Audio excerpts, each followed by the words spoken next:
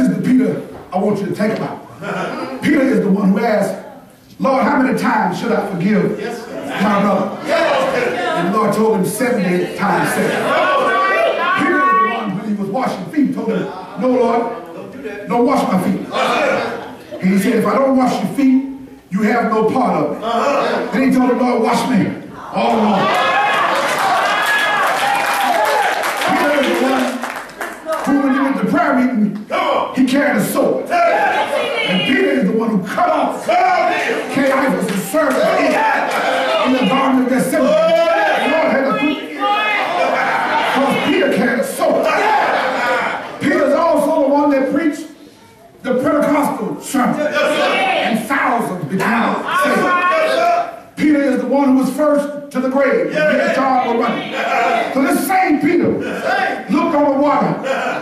And out of the 12 that were in the boat, he said, Lord, bid me come to you on the water. Now y'all know the other 11 said, now you know he ain't got no always showing out. Stay in the boat with your hands. You got to get on. Peter said, no, I want to believe in the word. And the word said if you believe in me, greater things than this shall you be. Greater than those. But you must believe on me. So for that reason, Peter went to the edge of the boat and stepped off into the water. And it says clearly in the word that Peter walked to Jesus. Peter was just as good at walking as Jesus was. But the reason was because he believed in Jesus.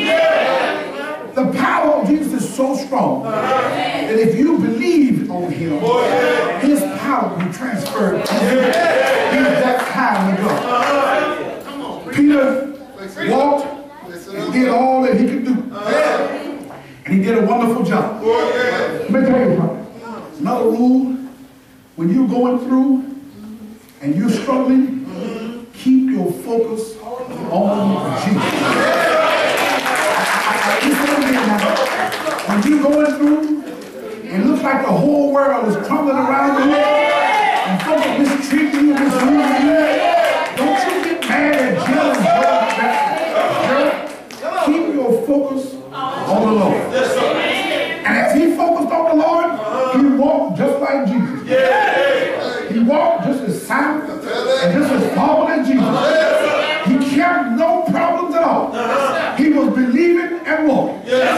But my friends, let me tell you, if you take your eyes off Jesus and start looking at your circumstances, start looking at your situation, start listening to Bubble and Willie and Jesse, when they tell you, Lord, you better do something, you know you ain't going to be able to get out of this. If you take your focus off him and begin to look around, you begin to see. And then we had Peter making his moves, but lo and behold, he began to sink. Now, there are 5 things that Peter did here. And I want you to listen to me real fast. The first thing Peter did, he did an impossible thing. Peter walked on the water. He had no problem, and he was successful at it. Peter did a conceivable thing. Peter began to look around at his circumstances. And then a natural thing happened. Fear became the area. As you look at your circumstance and take your eyes off the Lord, you'll get afraid. And fear drives out faith. Faith and fear don't live together. One will prevail and the other will lead. If you're going to fear, you ain't going to have no faith. If you're going to have no faith, you must let fear get out. And as he got scared, he did an expected thing. He started sinking. But I'm going to tell you this. I like Peter. Peter had enough Christ in it, enough strength, enough understanding that if I sink and I begin to look like I'm going to drown, if I call on Jesus, even if I get down I call on him, he will come and he will rescue me. Peter looked and he said, Lord, save me.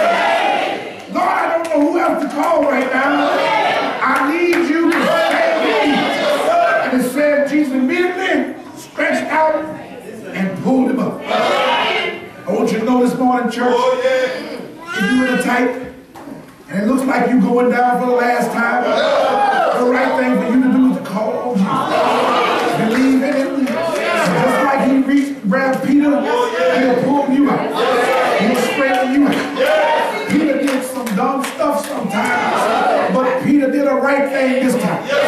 Peter did the thing. Let me tell you something. Weak faith needs stronger prayer. If your prayer is strong, your faith will grow. If your faith depletes, your prayer ought to increase.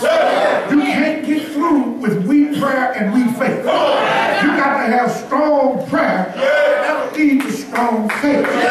Peter did the right thing. I'm going to tell you this right now. I don't know about you, but I've been snatched out of the jaws many a time. I know what Peter felt like. I've seen him do it in my life. I messed up and I was about to sit down. And all I did was, Lord, save me. And he reached out with his hand of love and pulled me up out of the water. I don't know about you, maybe you never had to call on that. But I know if you do, he'll answer and he'll reach down and pull you out. He's that kind of God. Rules for life. We ought to pray without ceasing. Jesus had to pray. You need to pray. Rules for life. We must all pray. And even when we're obedient, don't get upset when a storm shows up in your life. The devil's that kind of way. But if you call on him, he'll come. He may not come when you want him, but he'll come in the nick of time. He's that kind of Jesus. He comes, you'll understand clearly. I don't have to throw in the towel. He's going to help me through this. It ain't over until it's over. And Jesus ain't got here yet. So it's best for me to hang in and hold on. Finally, you ever get like Peter? Learn to holler out, Lord, save me.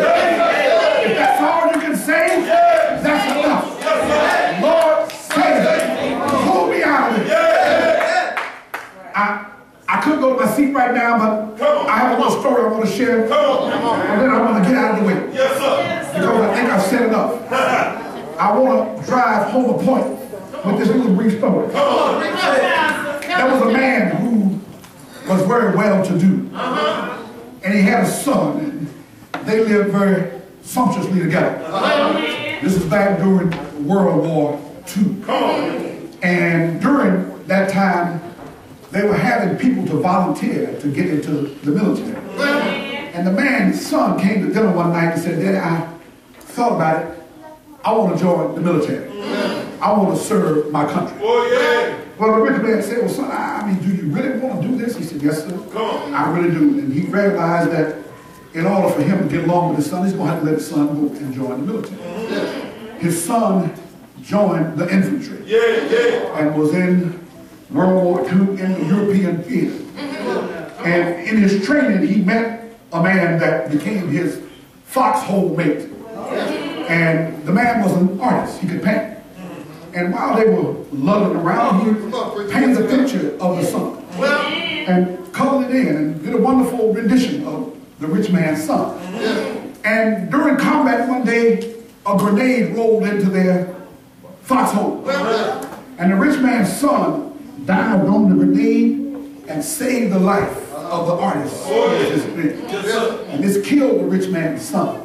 The artist recognized that, well, maybe I should take this picture back to his daddy because this man saved my life. So he went back to the United States and met the man's father and said, sir, I just feel like I want to give you this painting.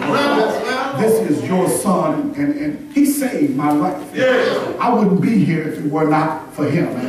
I want you to know that I relish this, but I'm going to give it to you. And the man received the painting and was about all right.